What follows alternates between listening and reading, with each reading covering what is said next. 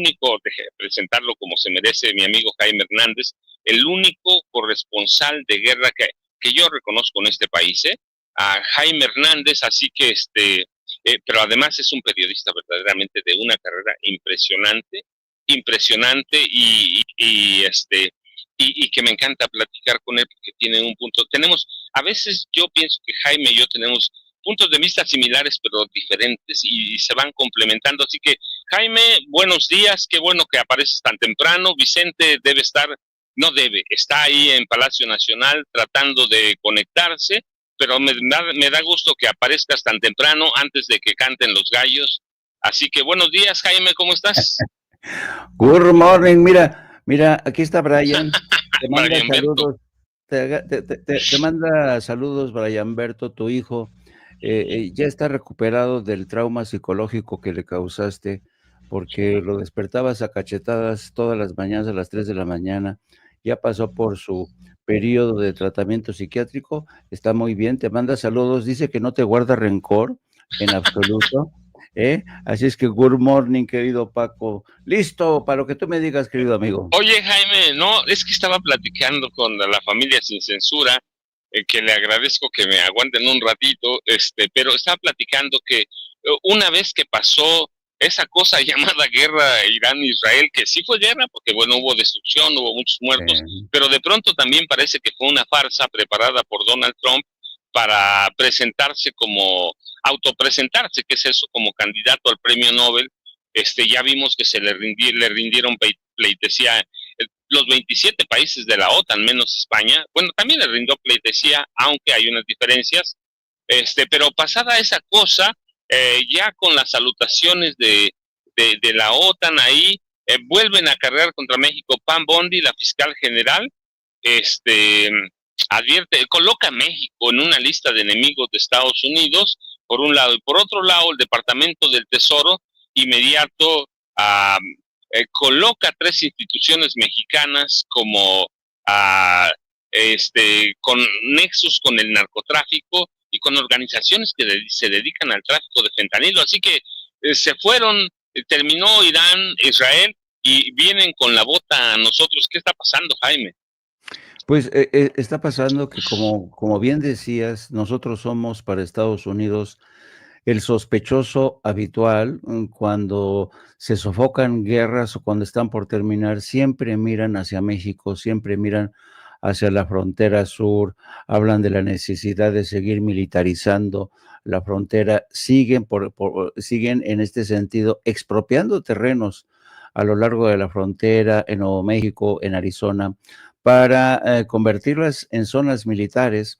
Y es increíble cómo realmente toda la gente de Donald Trump entiende muy bien que el sospechoso habitual es el sospechoso habitual, el enemigo por default, que es México, siempre funciona muy bien ante sus bases y sobre todo funciona muy bien durante las comparecencias de sus funcionarios a la hora de justificar presupuestos.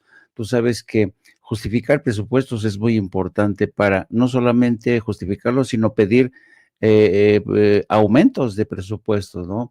En el caso de Paul Bondi, lo mismo que Kristi Noem, hemos visto como en el curso de los últimos días han pedido aumentos de presupuesto para contratar más agentes de inmigración, para construir más centros de entrenamiento. Acaba de inaugurar Kristi Noem un centro de entrenamiento en Virginia Occidental. Y todo esto con esta campaña antiinmigrante que está sangrando la economía de Estados Unidos, pero les importa a ellos más que nada quedar bien con el jefe. Y cada vez que hay estas comparecencias, ellos son muy conscientes de que la prensa nacional, los medios de comunicación nacionales de Estados Unidos, están precisamente a la espera de ese gran titular, ¿no? Enemigos como México, como Rusia, como Irán, los enemigos de siempre, siempre ha sido, siempre, yo no me he cansado de citar al famoso, ¿cómo se llamaba este secretario de Estado de Richard Nixon? Henry Kissinger. Henry Kissinger decía que ser enemigo de Estados Unidos es una cosa peligrosa, pero ser amigo de Estados Unidos puede resultar fatal.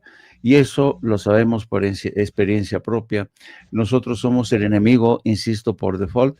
Así es que no me extraña que Paul Bundy, que de leyes sabe más bien poco, es como el caso de Christine Noem, que es una mujer muy ignorante, pero son fans, son porristas de Donald Trump, querido Paco.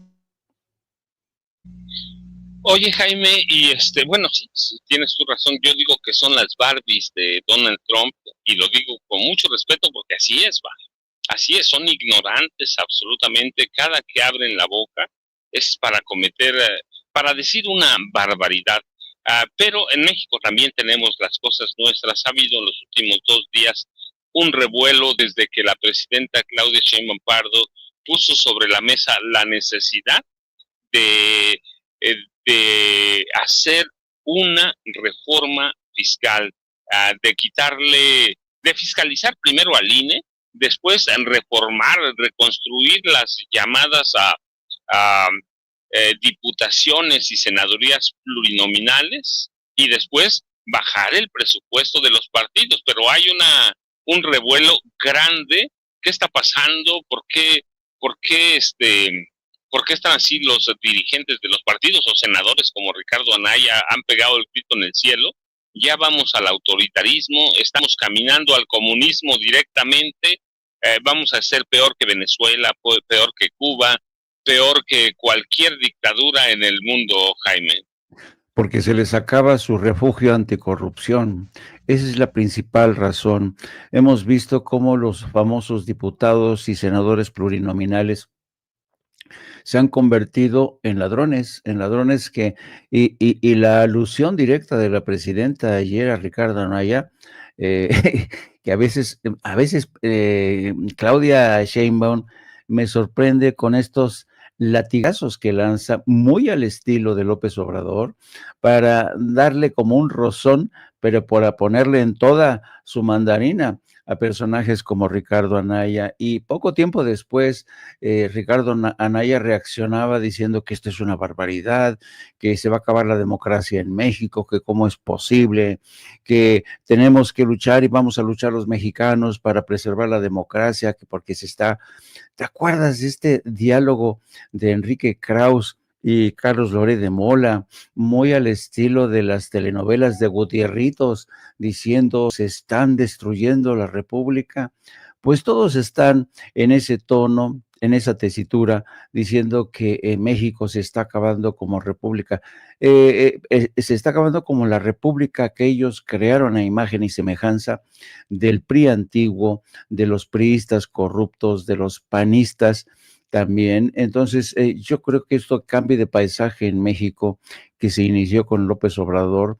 Claudia Sheinbaum lo mantiene el rumbo fijo, y lo importante es que Claudia Sheinbaum goza de un apoyo, de un respaldo popular sin precedentes.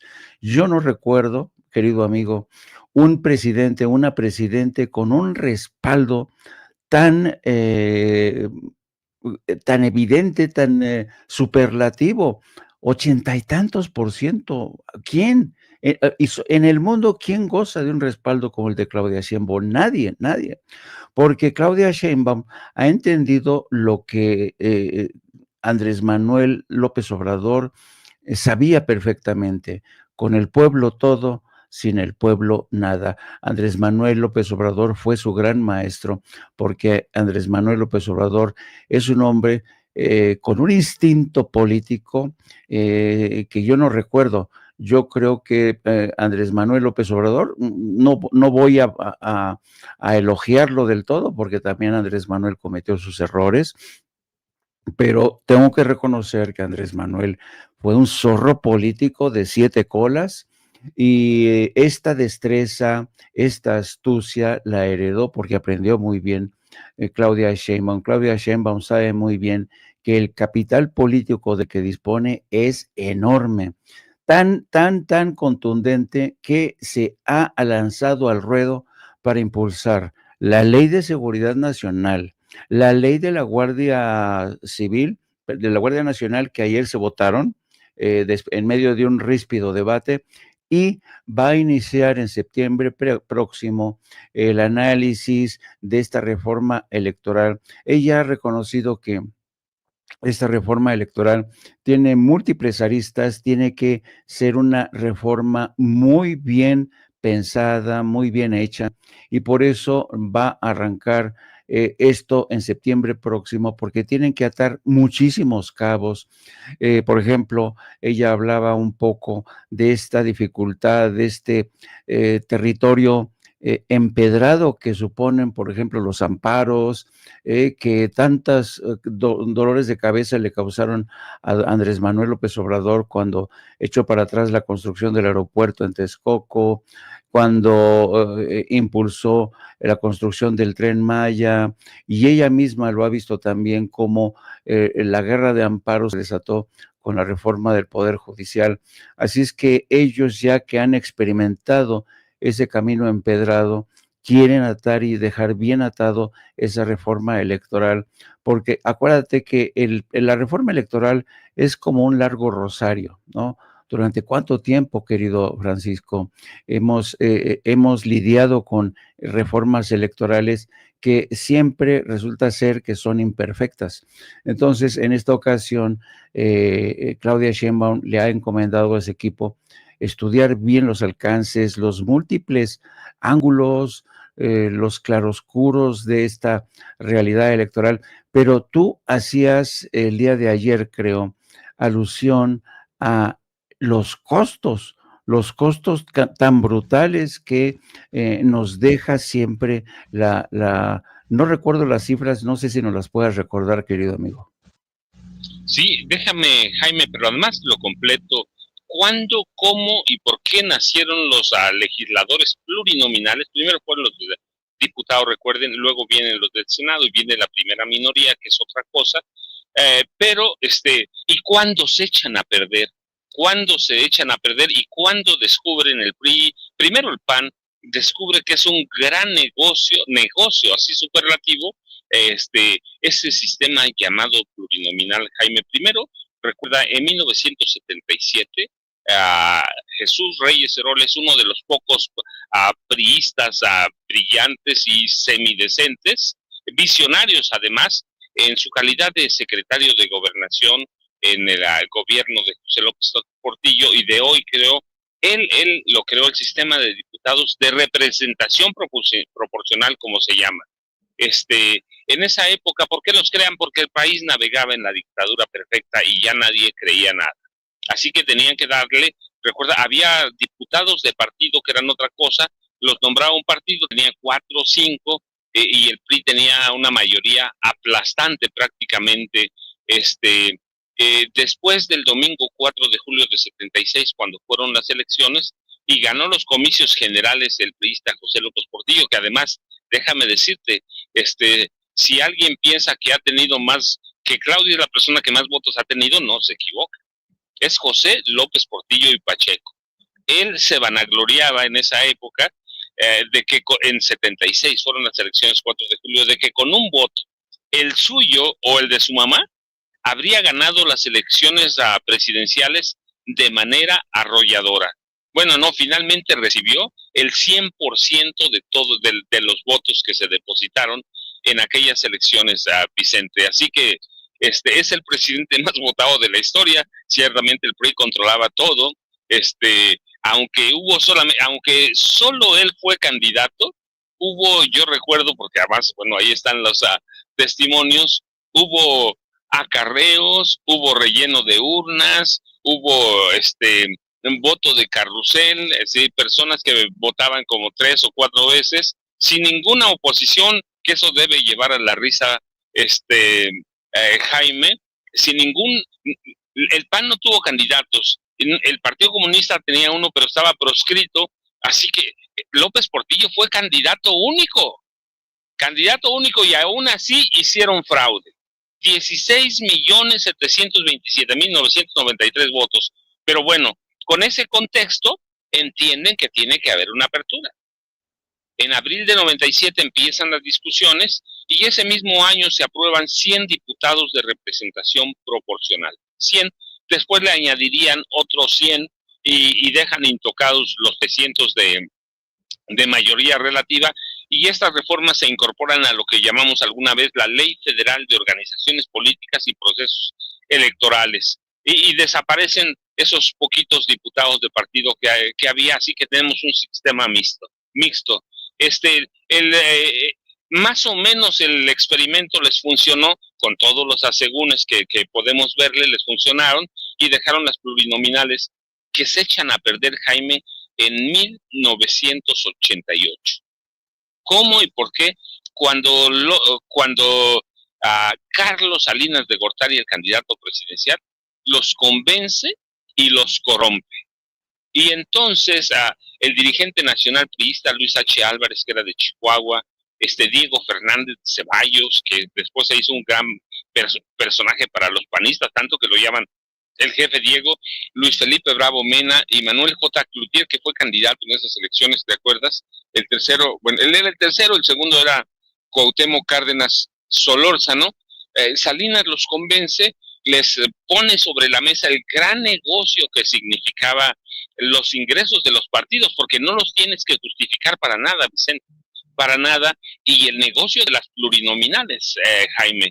Así que ahí se echan a perder las plurinominales, se echan a perder y terminan en lo que los conocemos ahora, cuates, mafiosos, malvivientes, pillos, se apropian de los primeros lugares de las plurinominales, que es cuando entran. Es cuando los primeros lugares siempre van a ser. Así que se convierte en un refugio de malvivientes, digo yo. ¿Por qué? Porque pueden hacer con los recursos lo que se les plazca la gana, lo que se les plazca. Y por el lado de los partidos, bueno, mira, viene el negocio de tal forma que el año pasado, solo el año pasado, el PAN tuvo un presupuesto superior a 1,200 millones de pesos, Jaime. Eso es el presupuesto federal. Pero aparte, recuerda, como son partidos federales o nacionales, como les llaman, también reciben presupuestos de cada una de las 32 entidades. Así que esa es una millonada que no tienen que justificar. 1,200 más todo lo de los estados, eso es una locura, por lo menos, nada más digo, este es un cálculo, no, luego investigo las cifras, pero más de 2,000 millones de pesos recibió el PAN. Y el PRI está por las mismas, ¿eh? El PRI, además del negocio que hacen con las plurinominales, que también las venden, que también se venden, el año pasado el PRI recibió un presupuesto superior a 930 millones de pesos nacionales, más lo de los 32 estados, más de 1,500 millones de pesos que no tienes que justificar a nadie, Jaime. Ese es el negocio.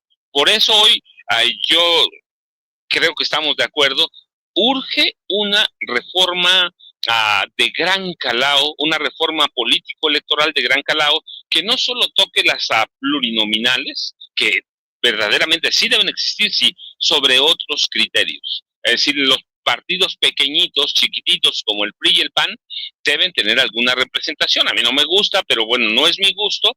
Están ahí, estos partidos deben tener una representación, lo mismo que el PBM, el PT, Movimiento Ciudadano, deben tener una representación, pero sobre otras bases.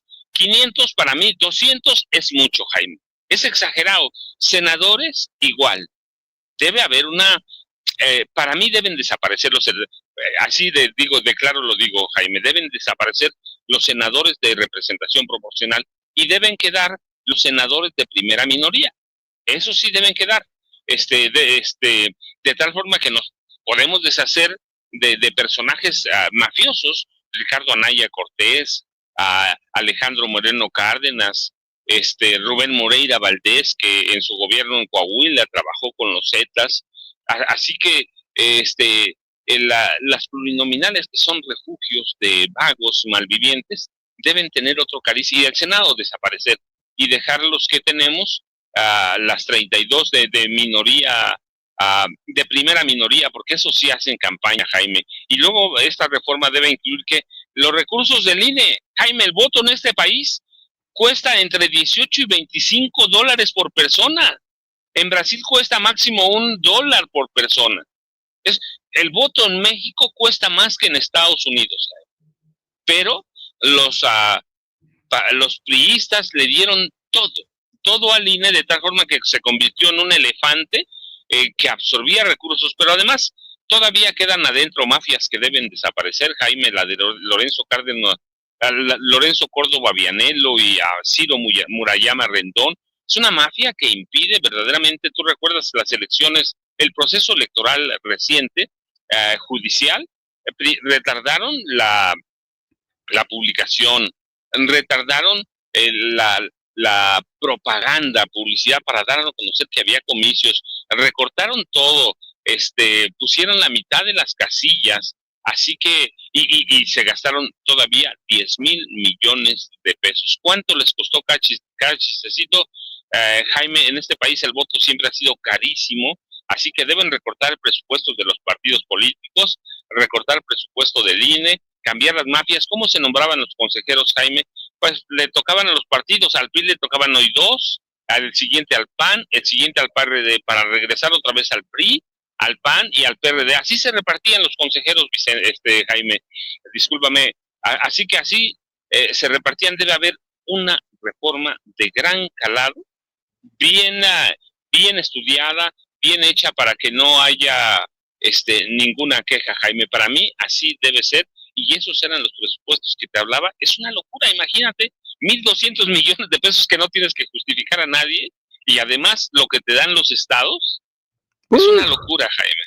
Imagínate lo que se podría hacer con eso. Oye, querido amigo, fíjate, ¿sabes qué me llama mucho la atención esta mañana? Me llama mucho la atención esta mañana, le voy a pedir a Dave que ponga la primera plana, bueno, una parte de la primera plana del diario Reforma.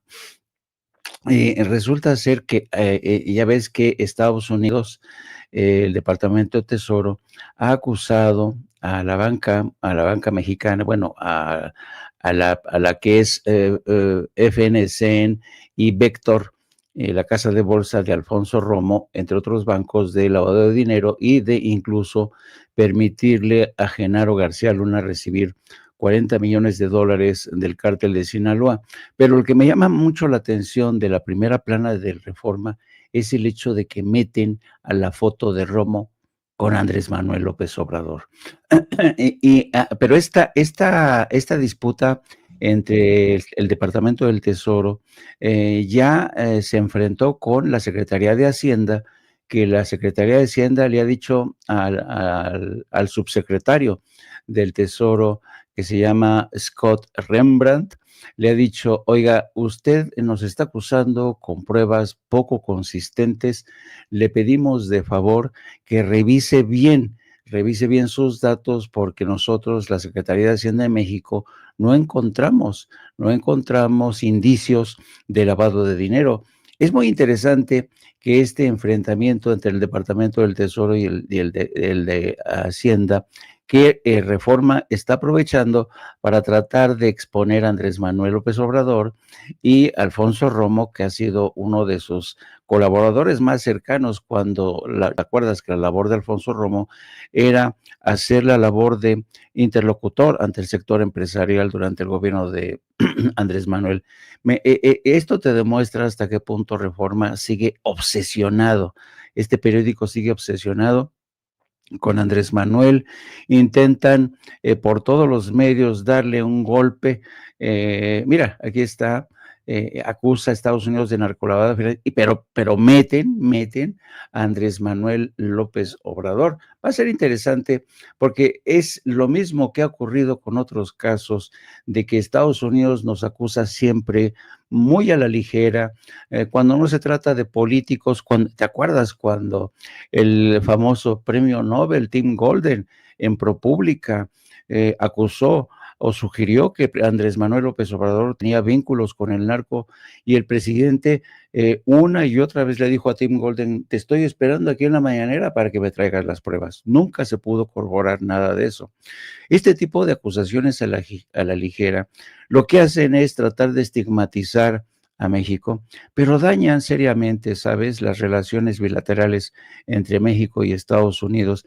Pero como México se ha convertido en la piñata habitual de Estados Unidos y saben que el costo es mínimo. Dicen, no, pues vamos a endilgarle a los mexicanos, a los bancos mexicanos, esto de lavado de dinero, que estos bancos se permitieron lavar dinero, cuando tú sabes muy bien, querido Francisco, que en Estados Unidos toda la banca, toda, Bank of America, HSBC, Wells Fargo, todas estas bancas han lavado durante décadas el dinero del narcotráfico.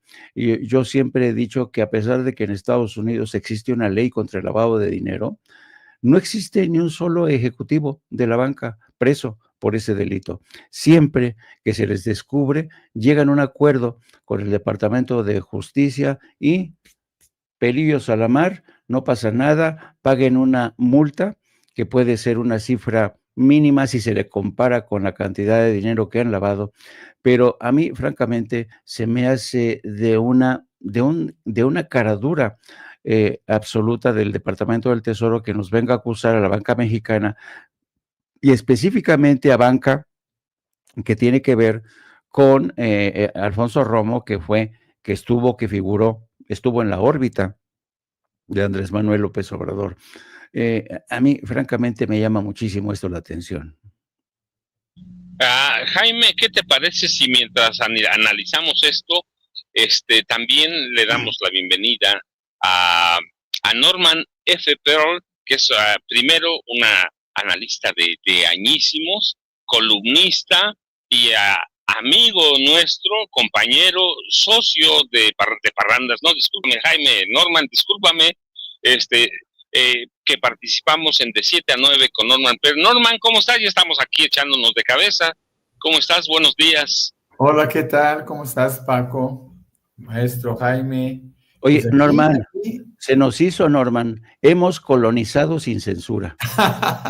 Hemos colonizado sin censura. Eso es cierto, eso es cierto. ¿Y dónde está el gran Vicente, que no lo veo? Vicente, no, fíjate, Vicente está tratando de entrar a Palacio Nacional a la mañanera para intentar cuestionar, preguntar, interrogar a la presidenta de la República sobre todo este trabajo, esta cobertura que ha hecho sobre los migrantes allá en Los Ángeles, en la zona de California sobre todo. Así que está ahí y ya sabes que de pronto, primero tienes que hacer fila para entrar.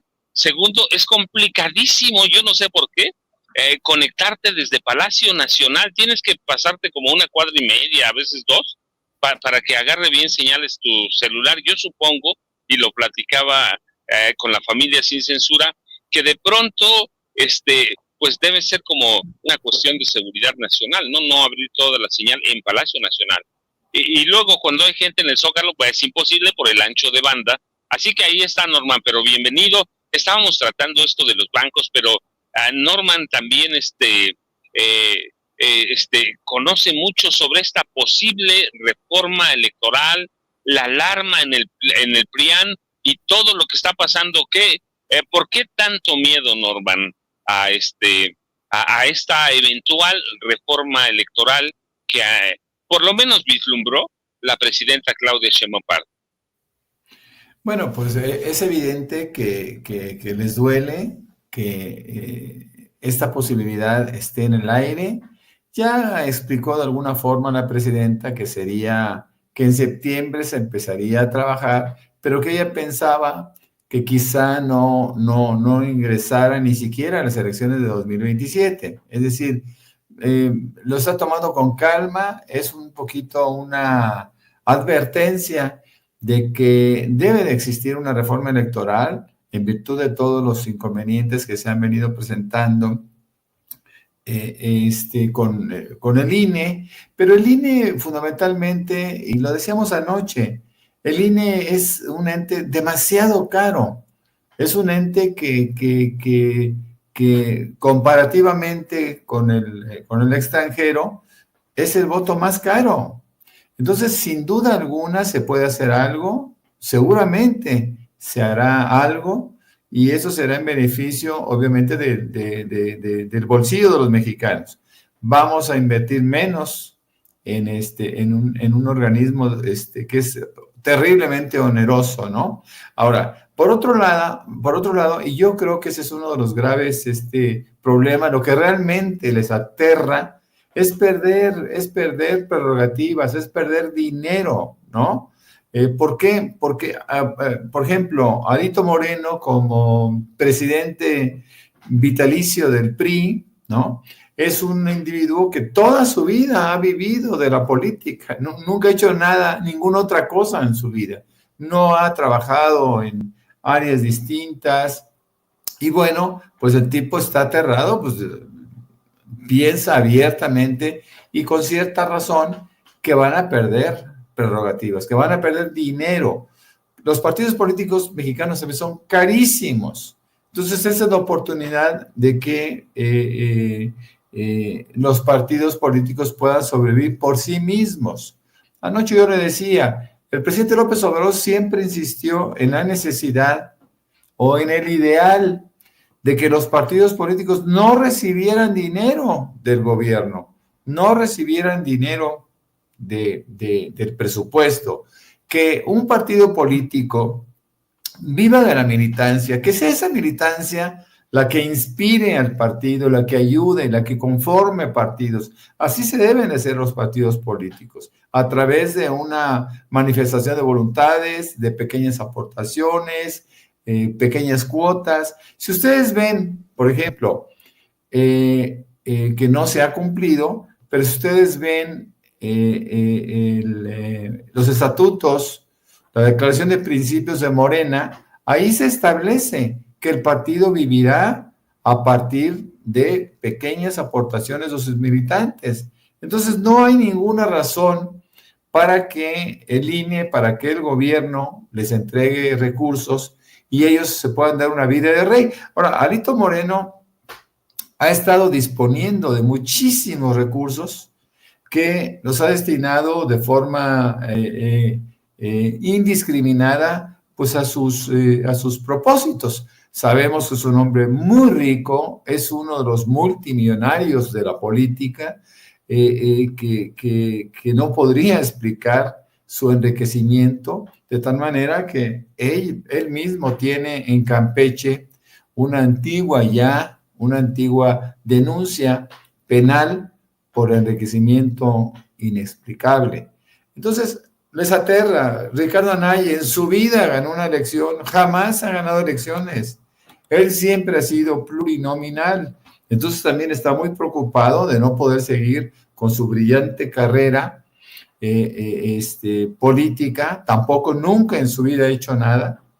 Jamás ha trabajado en nada, salvo una pequeña temporada en el gobierno del estado de Querétaro.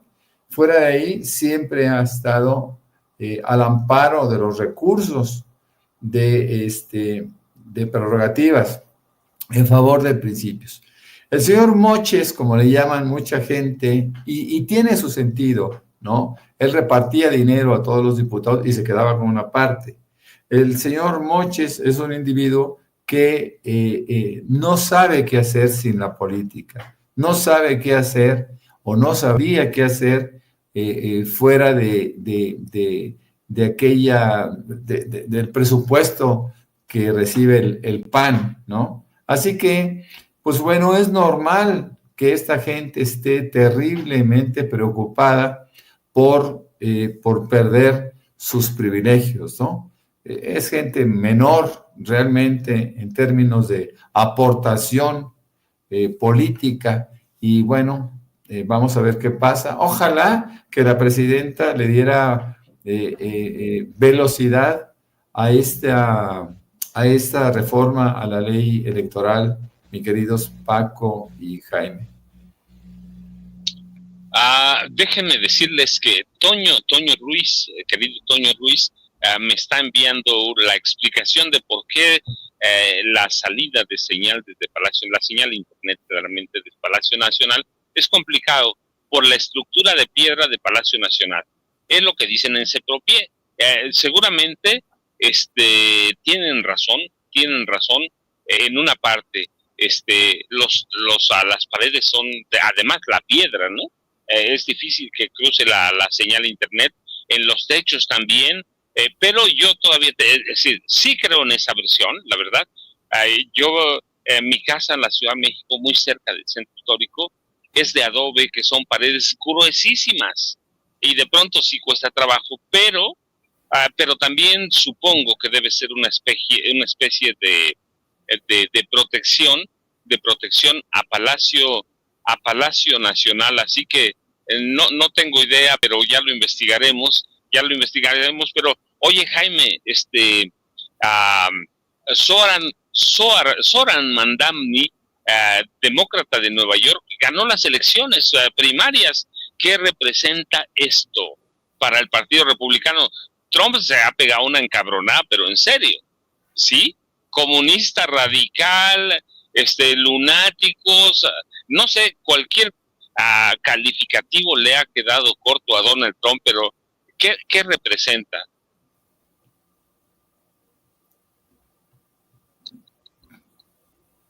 No se oye, Jaime.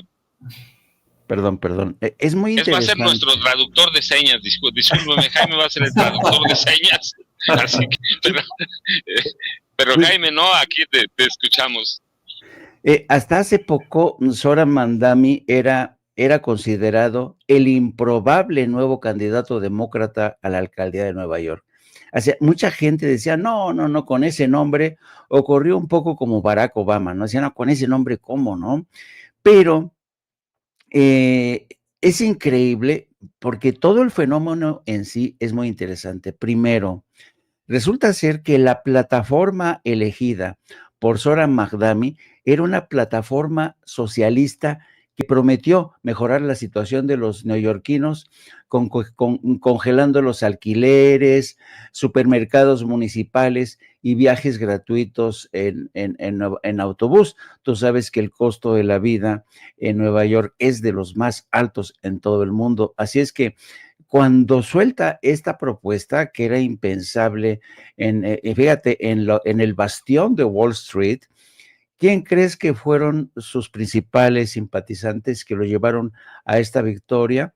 Pues los universitarios que han anidado durante mucho tiempo profundas frustraciones económicas porque, y sobre todo no solo a los estudiantes, sino también a la clase trabajadora. En Nueva York es una ciudad elitista donde en la zona de Manhattan pues te vas a encontrar apartamentos que cuestan en promedio de renta $5,000, $6,000 y la gente se tiene que ir al extrarradio.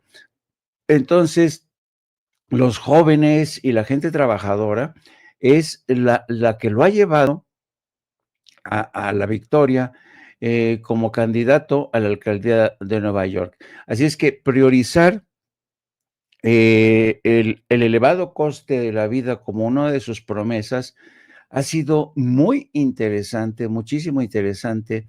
Y si ustedes ven, por ejemplo, la ciudad más cara en Estados Unidos para alquilar un apartamento, te digo, está ronda entre los 5,000, a veces hasta los $6,000, ¿eh?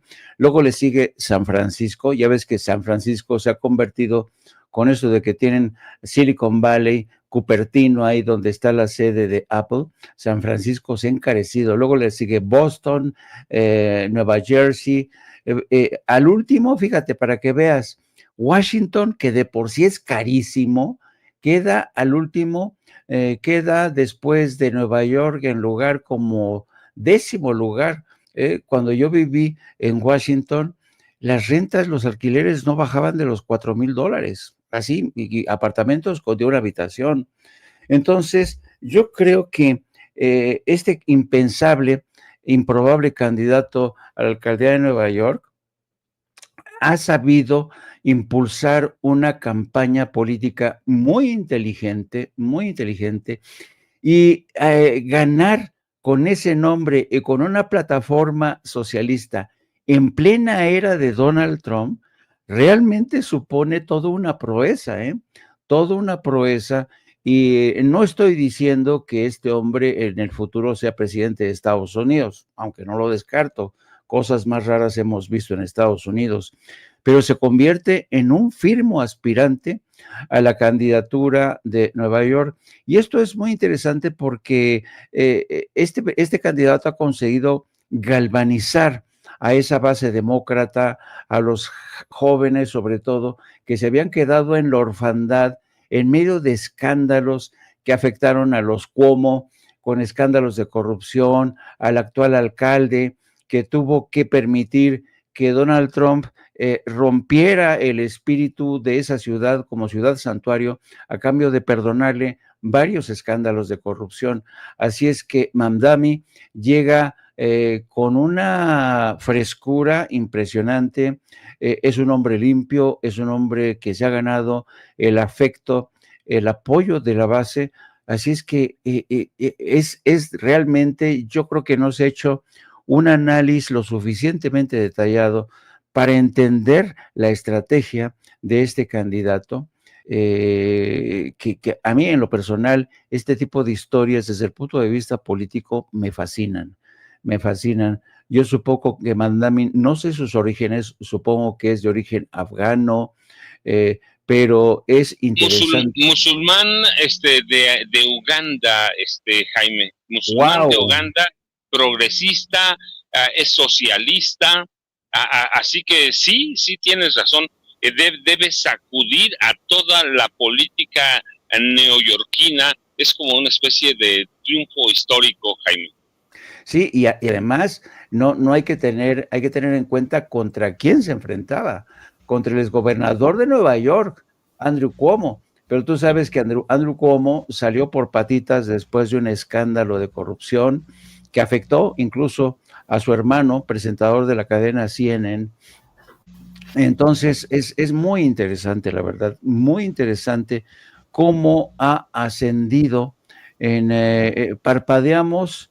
Todo Estados Unidos estaba pendiente de la guerra en Irán, nadie le daba muchas posibilidades a Mamdani, parpadearon y de repente, ¡pum!, viene la victoria de este candidato, ahora candidato del Partido Demócrata a la alcaldía de Nueva York. 33 años, Jaime, Uganda. Sí, nadie piensa, pero ya lo decías tú bien, tampoco nadie pensaba que Barack Obama podía ser presidente de Estados Unidos. Así que pues vamos a tener, como dices tú, a quien derrota, Andrew Cuomo, un símbolo de la política de Nueva York, pero ya tendremos tiempo para desarrollarlo. Mientras, déjame, aquí tenemos a Norman, así que hay que aprovecharlo, hay que explotarlo un ratito a Jaime. Norman, yo tengo una pregunta que me queda siempre duda. ¿Quién ganó la guerra? ¿Quién ganó la guerra Israel-Irán? Voy a ser muy honesto. Creo que esa guerra la ganaron los ayatolás, el ayatolá Jamenei y Netanyahu. ¿Por qué razón? Porque ambos van a prevalecer en virtud de que los dos se asumen como ganadores de la guerra. Ahora, ¿qué tan razonable es que estos individuos sigan al frente de sus respectivos pueblos? Bueno, pues yo creo que no. Yo creo que es un retroceso en la evolución democrática que debieran tener ambos países. Israel, por su parte, pues tiene a un sujeto que ha hecho una matanza en Gaza que de una manera infortunada el mundo no ha sancionado como se debiera, por lo menos los gobiernos, porque los pueblos del mundo alzan su voz, hacen marchas, estamos en redes sociales llenos de información de lo que está pasando en términos individuales, con familias en Gaza y en general en Palestina, porque en Cisjordania también hay problemas muy serios.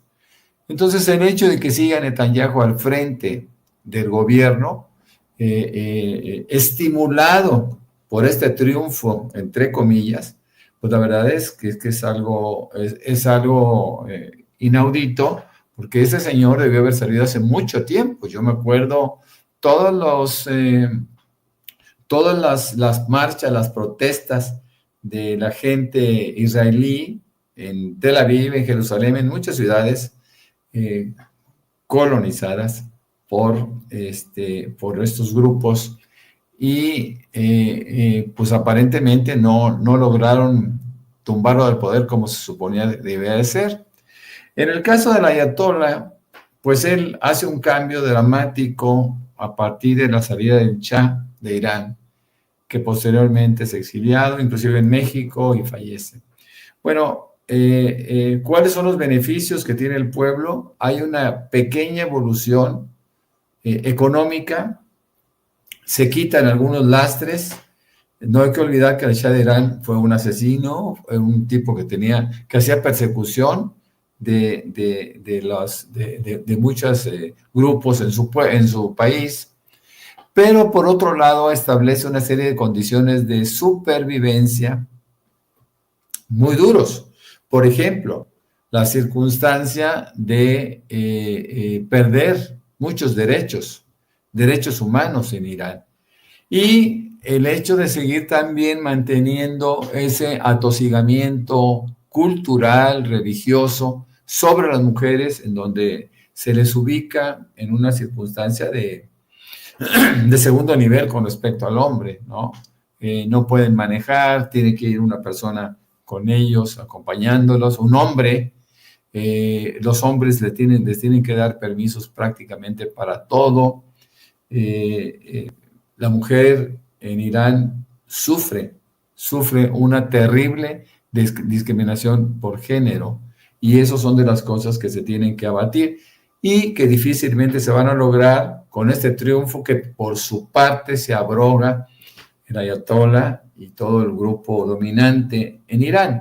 Entonces yo creo que los grandes perdedores son los dos pueblos y los ganadores son estos políticos que eventualmente tienen que ponerlos ya en la palestra para hacerles juicios, ¿no? En términos militares, pues nos damos cuenta también que es Irán quien logra mayores triunfos, entre comillas, porque destroza muchísimos sitios que son fundamentales en términos sobre todo militares de Irán, y lo más importante, pierden a más de 400 personas, pierden la vida por esos ataques de Israel a Irán y quedan alrededor de 5,000 heridos. En el caso de Israel es distinto, sí se logra, por primera vez se logra penetrar este domo de hierro, se pone en evidencia que no es precisamente un área de defensa total. Se dan cuenta que con determinados proyectiles o misiles iraníes queda en entredicho esta aparente fortificación global, y también tienen sus daños, ¿no? Estamos hablando, por lo menos los que reconoce el gobierno de Israel, 25 muertos y centenas de heridos. Siempre se pierden, todas las guerras, todo el mundo pierde, especialmente el pueblo, pero en este caso hay ganadores, y yo creo que ambos son ganadores, reitero, en virtud de que van a seguir manteniendo estos regímenes que son despiadados, ¿no? Sí, yo estoy de acuerdo con Norman. La verdad es que los dos ganan, los dos se mantienen. Yo siempre doy un poco más a Irán, al ayatollah Jamenei. ¿Por qué? Porque Trump había prometido que lo iba a rendir incondicionalmente y no pasó, pero es nada más esa consideración, pero Norman tiene razón. ¿Quién ganó? Los dos, y Donald Trump ganó también. ¿Por qué? Porque va por su corona Nobel de la Paz. Pero déjenme cambiar un poquito el tema a propósito de la mañanera que va a empezar en unos minutos. Jaime y Norman, la pregunta es para los dos. Anteayer, la presidenta Claudia Sheinbaum Pardo anunció una serie de cambios en la mañanera, que ya en realidad ya estaban, ella lo explicó, eran cambios desde el presidente López Obrador, pero se destaca en algunos medios que los cambios son porque algunos van a preguntar y nunca publican nada. ¿Qué ¿Qué interpretación le damos a eso? ¿Y qué papel va a seguir jugando la mañanera? Y cómo debemos interpretar a todos los que van, Jaime y Norman, la misma es para los dos, ¿por qué? Pues porque es prácticamente una agenda política, social, económica que marca la presidencia de la República, Jaime.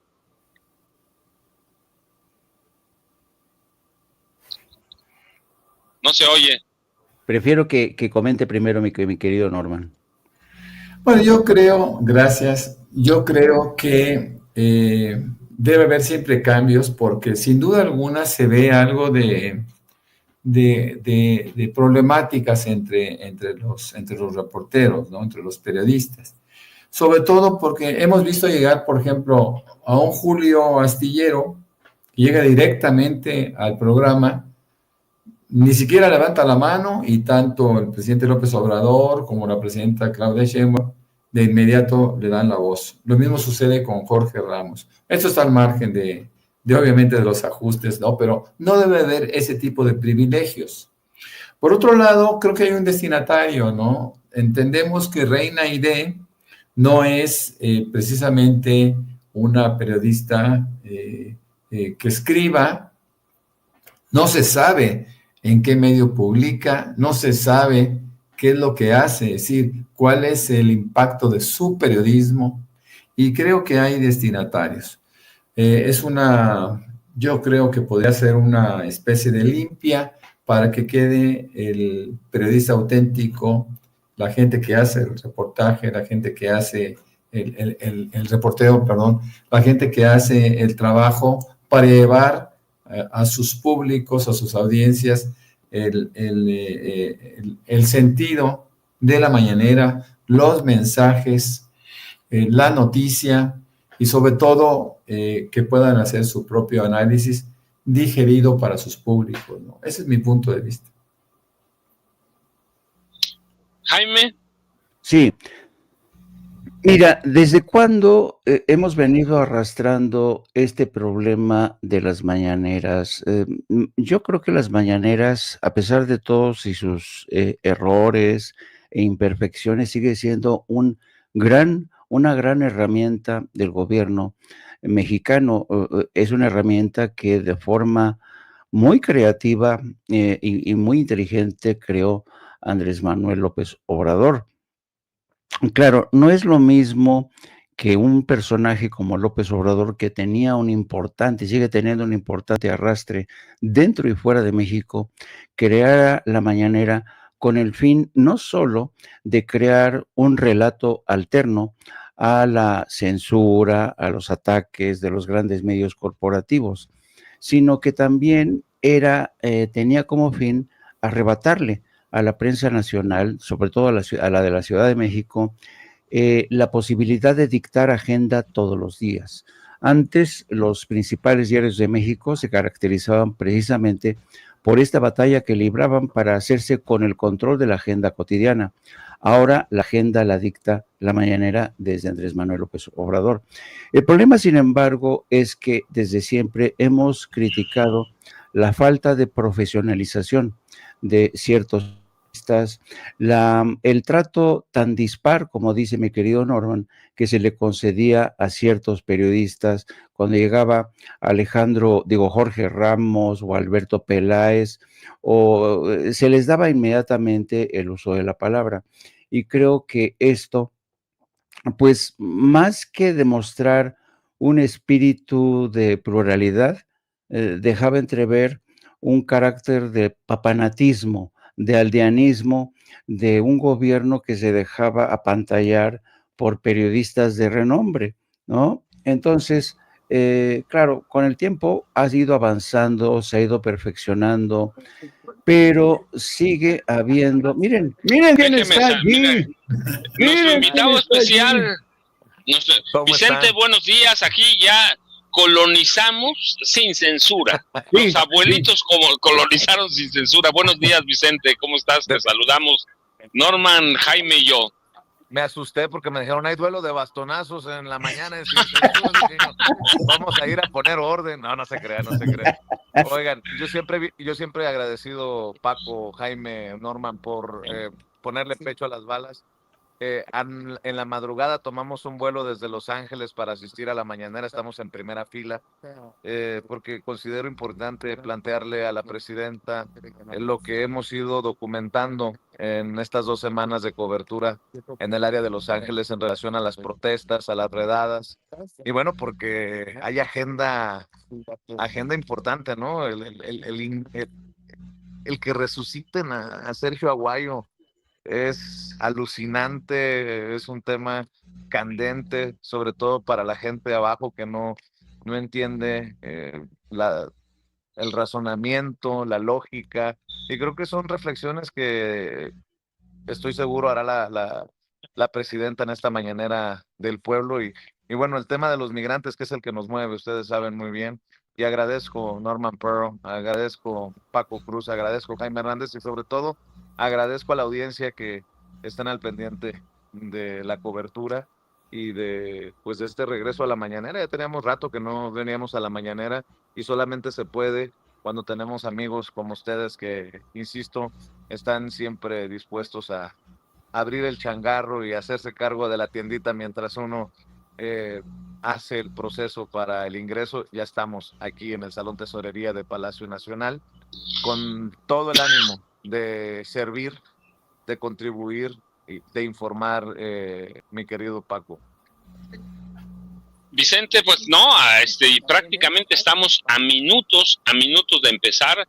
Sabemos que tienes una serie de preguntas y cuestionamientos, digo yo, porque la cobertura que hiciste en California es importantísima, así que vas a tener allí frente a la presidenta de la República. Y hablábamos aquí, fíjate, de justamente qué cambios debe tener la mañanera, qué debe hacer, por qué la desaparición de la tómbola.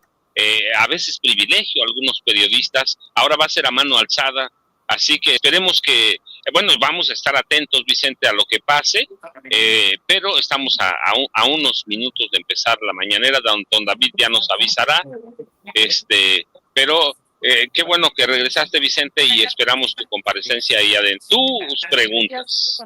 Les agradezco, maestros, por lo pronto. No se den muy duro con los bastones, por favor. Respeten a esa audiencia de Sin Censura que tanto los quiere, los admira por la risita de Norman, muy tranquilita, pero Jaime se puso hasta rojo, Jaime. Ay, sí. Bueno. Oye, Vicente, pórtate bien, por favor, ¿eh? No le hagas al Ernesto Ledesma o al Reinaide, por favor. Por favor. Pronúnciese, presidenta, por favor, le voy a decir. Dígame algo, aunque sea. Bueno, ya no voy a decir nada porque van a enojarse algunos.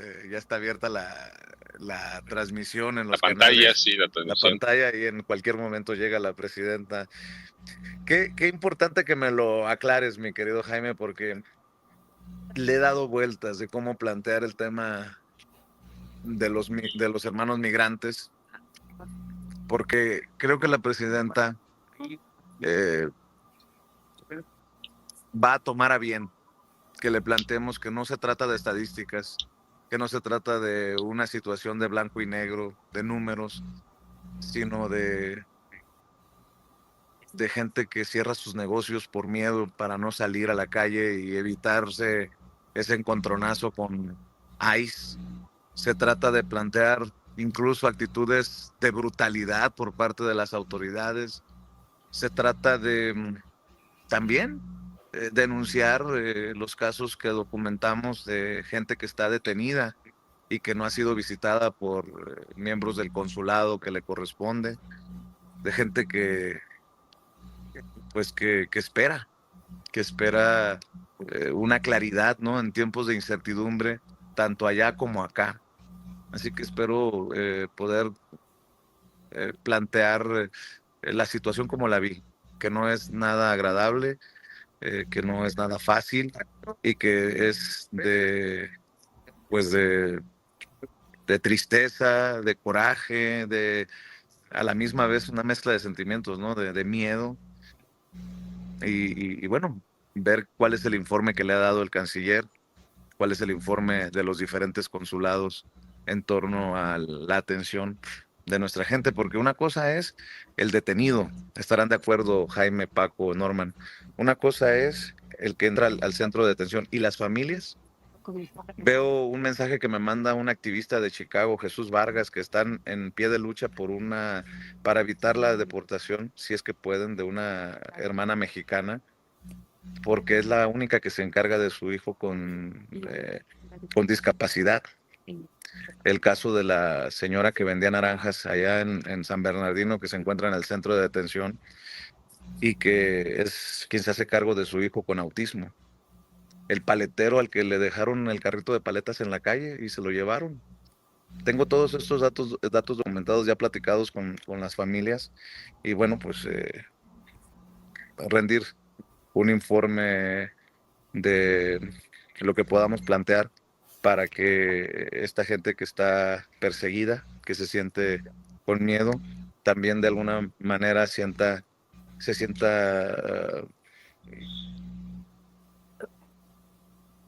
que no está sola. Ese es el punto. En momentos en que hasta la fiscal general de Estados Unidos habla de que México es adversario de Estados Unidos, pues solamente te puedes imaginar cómo ven a nuestra gente en esos círculos de los más altos niveles en Estados Unidos. Y también confirmarle a la presidenta que no es una cacería de peligrosos delincuentes, se está convirtiendo en una cacería de paleteros, de vendedores de flores, de vendedoras de naranjas, de eloteros y de jornaleros en centros como los Home Depot. Así que adelanto parte de lo que espero que reciba la presidenta del trabajo que estamos haciendo aquí en Sin Censura y que lo estamos haciendo todos. Vicente, te dejamos, nos vemos al rato, aquí te seguimos. Estamos, son 7:30 prácticamente, pero aquí estamos pendientes de todo lo que pase ahí adentro y platicamos al rato, Vicente, en tu espacio que te robamos hoy. Así que nos vemos al rato, Vicente. Buena suerte allá. Todos somos sin censura, Paquito. Todos somos sin censura. A fuerza, abiertamente. Nos vemos al rato, Vicente. Así Dale. Que nosotros nos quedamos, déjeme, con los dos abuelitos. El joven soy yo, porque Jaime, soy el más joven. Pero estábamos con eso, con la mañanera, ¿qué más debe haber ahí, Jaime? Ya hablamos impreparación de los periodistas, a mí de pronto me da pena porque sacan su celular, les están mandando la pregunta desde la redacción o desde la casa del jefe de redacción o de información, y es una locura, ¿no, Jaime y Norman? Sí. Antes de que, discúlpame, Jaime, nada más porque seguramente en cuanto aparezca mi prima Claudia Sheinbaum Pardo, nos van a cortar. Norman, ¿a dónde te vemos? Bueno, como saben, me encuentran en X como Norman Pearl, Norman F. Pearl, y también en Facebook exactamente igual, ahí tengo 2 cuentas. Y claro que a las 7 de la noche nos pueden ver en un programa que se llama de 7 a 9 de la noche con Norman Pearl, pero que realmente esa es una cooperativa, ¿no?, que tengo con ustedes y me da mucho gusto. A las 2 de la tarde nosotros también vemos No Apto para Cínicos y también te vemos en una videocolumna que haces.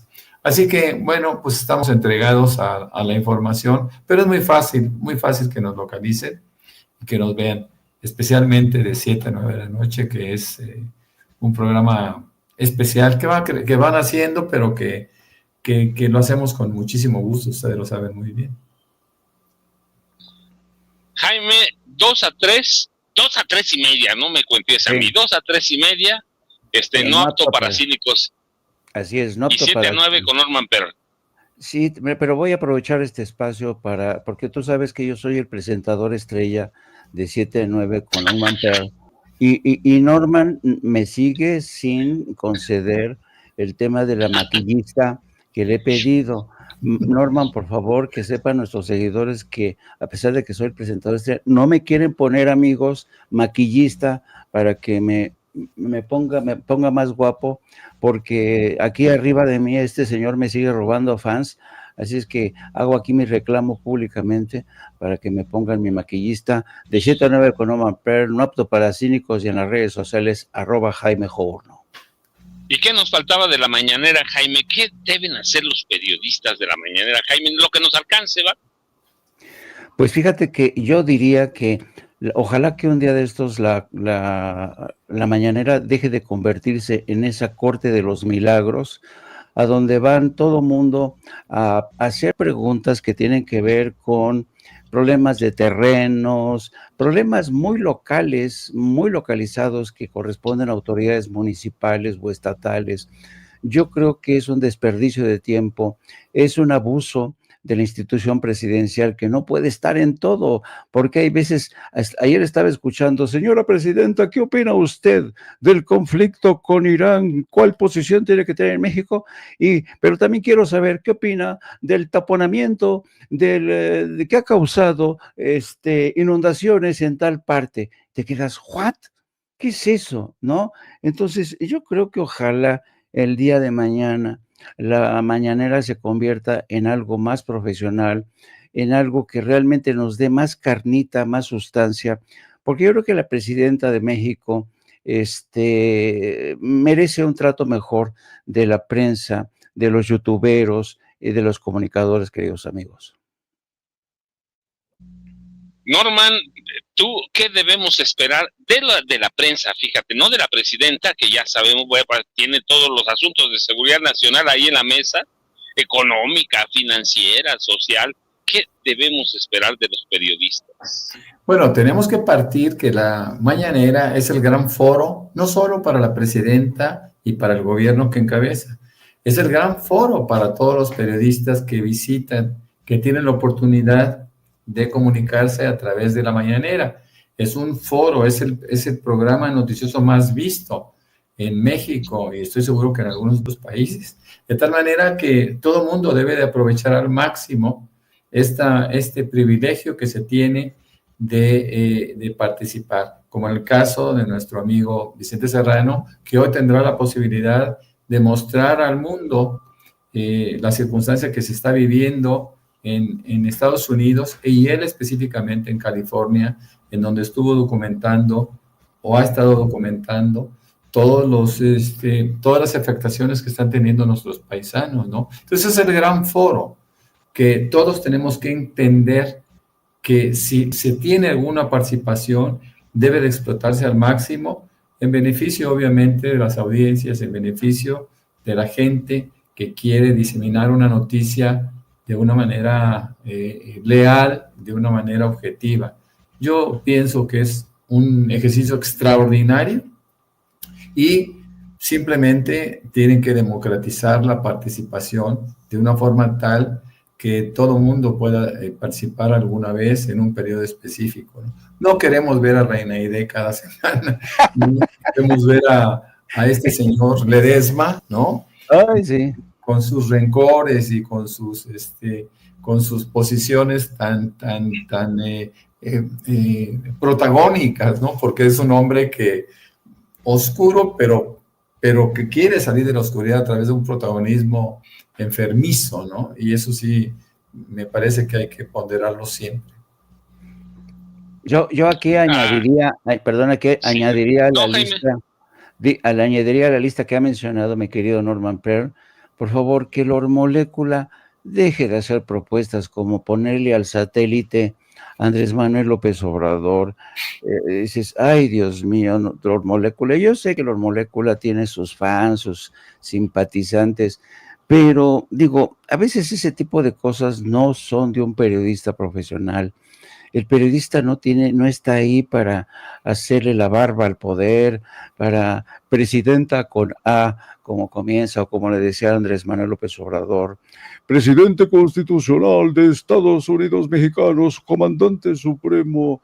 Y esa propuesta de ponerle, cuando sabemos que Andrés Manuel no le gusta esa jeringonza de que le pongan nombres a calles, a plazas, no se le ocurre proponer a un satélite como Andrés Manuel López Obrador. Por Dios, Ay, Diosito, que ya menos también de ese tipo de desplantes al estilo de la molécula. Yo tengo una pregunta para los dos y que para mí siempre me va a causar problemas. ¿Se convertirían ustedes en gestores de problemas en la mañanera? Que supongo que ese es el tema central que hablamos, ¿no? Que de pronto, presidenta, fíjese que en la clínica número 24 de la IMSS, del ISSSTE, de lo que sea, falta agua. Fíjese que la vendedora de tal no digo que no son importantes los problemas, ¿no? Todos los problemas son importantes. La cuestión es que de pronto como que perdemos de vista o de piso el nivel de información que maneja la presidencia. Parece que ya llegó don David, dejemos ver, no ha llegado, pero parece que perdemos de piso, ¿no? Pero nos vemos al rato, está entrando, no todavía no, está entrando, cuando entre ya nos la pone, de pronto el periodista pierde el piso, eso, ¿no? Sí. Ya no va a las dependencias, ya no va a ningún lado, el reporteo de la Ciudad de México, incluso le preguntan cosas de la Ciudad de México cuando tenemos a la jefa de gobierno, así que se convirtió en una especie de gestores de problemas comunitarios, ¿no? La mañanera, en una parte. Fíjate que yo soy de acuerdo contigo, hay cosas que pueden ser triviales, pero por ejemplo, hacer gestoría, como lo hizo Hans Salazar en favor de Gina, que lo hemos comentado en nuestro programa de 7 a 9 de la noche, es una gestoría necesaria porque hay que llegar a los grandes públicos y sobre todo hay que sensibilizar a la presidenta, al gabinete, que pueda hacer algo por estas mujeres que están en una circunstancia tan complicada y que nadie las voltea a ver, ¿no? Esto es algo que yo sí aplaudo, ¿no? Que se pueda hacer en la mañanera. Vamos inclusive a pedirle a Hans Salazar que nos haga el favor de llevar algunos temas, algunos casos que han sido dramáticos y que nos siguen siendo tanto para las personas que están privadas de su libertad como para sus familias, mi querido Paco. Sí, Norma tiene razón, pero ese es un problema nacional. El Panteón de las Vivas, ¿sí? El cementerio de las vivas, como lo llamen, es un problema nacional. El problema, Jaime, es que yo veo que de pronto tal carretera no la han arreglado. Yo digo, entonces, ¿para qué tenemos una Secretaría de Transportes, de Comunicaciones Exacto. Y Transportes? ¿No, Jaime?